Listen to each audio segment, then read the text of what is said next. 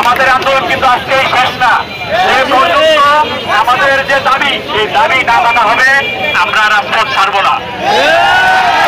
আমাদের বিভিন্ন সংগ্রামের ঘোষণা আসবে, বিভিন্ন অনুষ্ঠানের ঘোষণা আসবে, আপনারা সেখানে থাকবেন, বিভিন্ন কর্মসূচি দেওয়া হবে। আপনারা সবাই আমাদের ফেসবুক গ্রুপগুলোতে একত্রিত থাকবেন। যদি এতগুলো মানুষ ফোন করে জানানো সম্ভব না, আমাদের আর কোনো মিডিয়া নাই।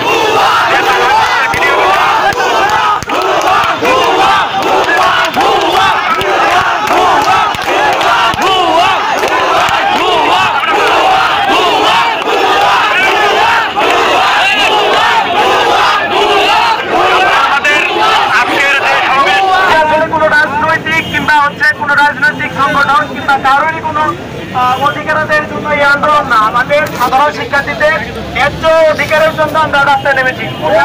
সংস্কার আন্দোলন এটা অযৌক্তিক কিছু না। যারা যে মহল এটাকে অযৌক্তিক তৈরি করে সরকার এবং ছাত্রদের মাঝে এইটা আসলে মানার মতো না।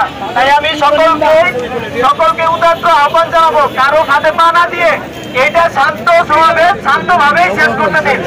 আমাদের সমাবেশ এটা এখন শেষ করা হবে।